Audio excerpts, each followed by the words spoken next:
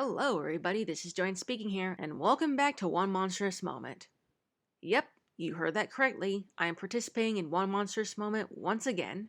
And great timing too, because this is officially the 70th anniversary of Godzilla showing himself to the world in 1954. In case you guys aren't familiar with One Monstrous Moment, you make a video where you talk about a scene from any Godzilla movie or any other monster media and basically talk about it. This event is hosted by a popular YouTuber known as Omni Viewer. This is not the first time I've participated in something like this. At the end of March 2024, I talked about the death of Godzilla from Godzilla vs. Destroya as my One Monstrous Moment. So you might be wondering, Joanne, what scene are you going to be talking about today? Well, I'm glad you asked. For my One Monstrous Moment 770 edition, I think I'm going to go with the atomic breath scene from Godzilla -1, 2023. FYI, I already talked about this scene when I did a review video of this movie back in January, but there's definitely more to analyze and talk about, so let's get started.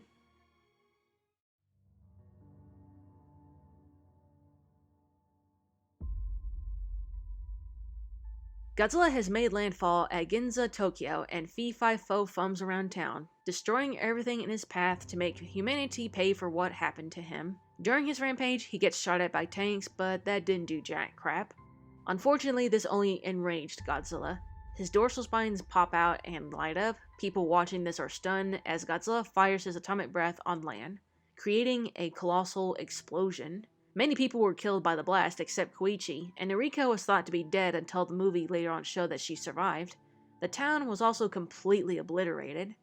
I chose the atomic breath scene from Godzilla -1 because this was absolutely horrifying, and I was left stunned in my seat when I saw this movie for the first time in theaters. Atomic breath is Godzilla's signature move, and we've seen numerous ways this attack was fired upon by the Big G himself. But this version of it? Jiminy freaking crickets, this felt too real and different. It's amazing how powerful it really is, but there's a huge sense of dread into this version of Godzilla's main move. As chilling as this scene was, there's a lot to say about it that makes it memorable for me, and I'm sure there's plenty of you guys out there who were spooked like I was.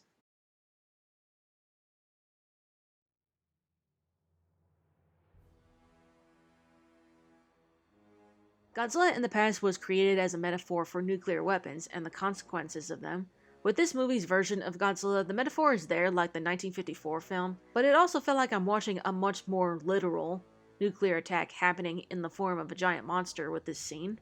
First off, the dorsal spines. I like the dorsal spines popping out each time they light up. It's a unique little feature added to the Big G himself. Usually when Godzilla prepares his signature move, the spines just glow. Right before Godzilla was ready to fire, the dorsal spines rapidly pop back in. When the camera pans over the dorsal spines popping out, it felt like I was watching a weapon charging up to maximum and being ready to fire. Yes, the charge up was slow, but considering the sheer power of the atomic breath in this movie, it makes sense. Speaking of the atomic breath, in the other movies, you usually see Godzilla use it to destroy buildings or damage other monsters, but in this movie, it was more like a literal nuclear explosion. Anything, especially the ground, that makes contact with this attack will create an enormous blast. We first saw the attack on a giant ship, which was already crazy, but then later on, the movie shows how disastrous the attack can be when it hits the ground. One blast of that and it's game over. Anyone within the radius of the blast is dead, unless you got lucky like Koichi did, and Noriko too. I looked online and the novel version of this movie said that the blast was 6 kilometers. In math terms, it was enormous. And the cherry on top? After the attack was over, we get the shot of Godzilla observing the mushroom cloud. It's really ominous, and it's a perfect way to close things off with the attack.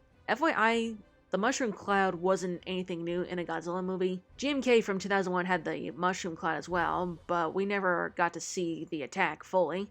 In GMK, when Godzilla was about to fire his atomic breath for the first time, the camera immediately cuts away, and afterwards we just see a scene of a classroom experiencing a shockwave, and then the camera shows the mushroom cloud in the distance. Seeing the absolute power of Minus Goji's atomic breath, if this attack were to continue without any setbacks like Godzilla getting damaged from using it and needing to cool down, this can potentially become an even more catastrophic situation, leading to an end of mankind scenario. Those setbacks are a good thing for our human characters because they were able to carry out a plan to stop Godzilla.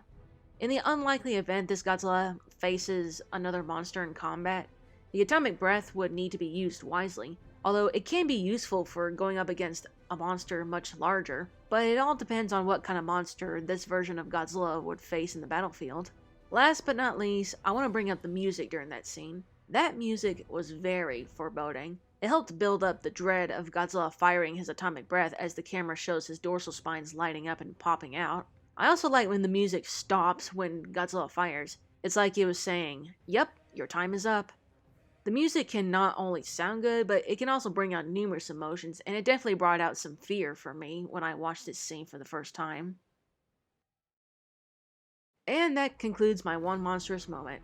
I watched this movie again with some friends back in July, and my thoughts still remain the same. It is still a masterpiece of a movie for me, and honestly, it became one of my top favorite movies of all time. No exaggeration. Thank you guys so much for watching, and special thanks to Omni Viewer once again for this opportunity. These are always really fun to do. I'll see y'all later in another video.